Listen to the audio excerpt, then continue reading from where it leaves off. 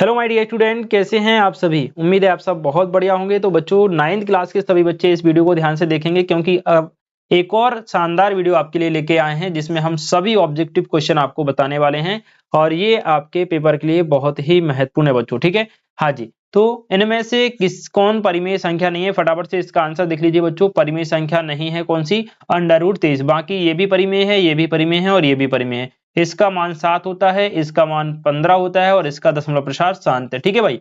अगला प्रश्न आपसे पूछ रहा है, किसी वास्तविक संख्या का निरपेक्ष मान सदैव धन संख्या होती है। क्या होती है? धन संख्या। ऑप्शन नंबर डी ध्यान रखिएगा बच्चों। अगला प्रश्न है, बहुपद px बराबर 2x प्लस 5 का शून्य हो जाएगा बेटा -5/2। कैसे करेंगे देखिएगा। 2x प्लस 5 बराबर 0 है, 2x बराबर हो जाएगा -5, x बराबर हो जाएगा -5/2। ठीक है।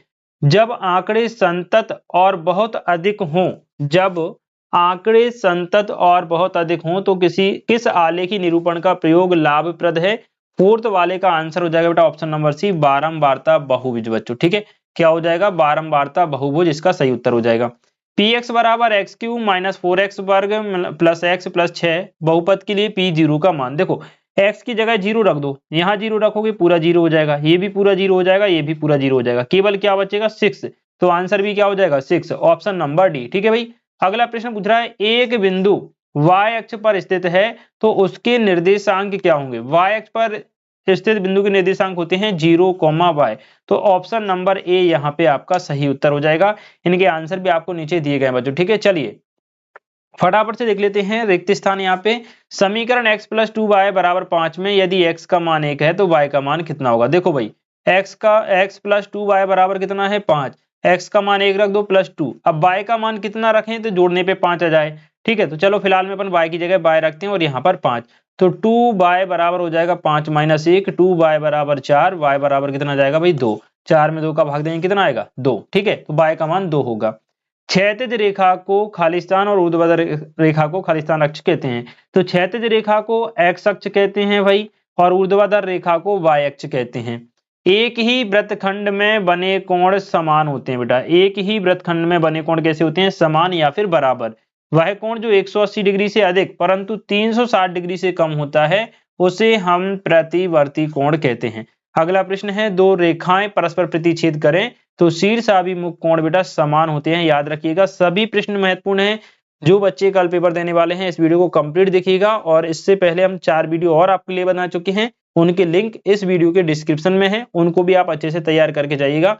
आपके पेपर में प्रश्न लगभग सभी प्रश्न फंस जाएंगे बच्चों। ठीक है, चलिए चक्रीय चतुर्भुज के सम्मुख कोणों का योग 180 डिग्री होता है बेटा। सभी प्रश्न अच्छे से तैयार करके जाना, सभी के आंसर भी आपको दिए गए हैं। ठीक है जी, चलिए फटाफट से देख लें भाई।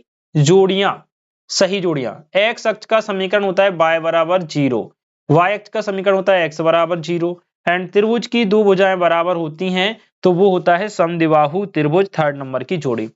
त्रिभुज की तीनों भुजाएं बराबर होती हैं तो वो समबाहु त्रिभुज होता है और मध्यिकाओं का संगमन बिंदु केंद्रक कहलाता है और गोले का आयतन होता है 4/3 पाई आर क्यूब। ठीक है, ये हो गई आपकी सही जोड़ियां, इनको भी आप अच्छे से तैयार करके जाइएगा। सत्य असत्य यहाँ पे आपको बताना है बेटा। ठीक है, चलिए देख लें।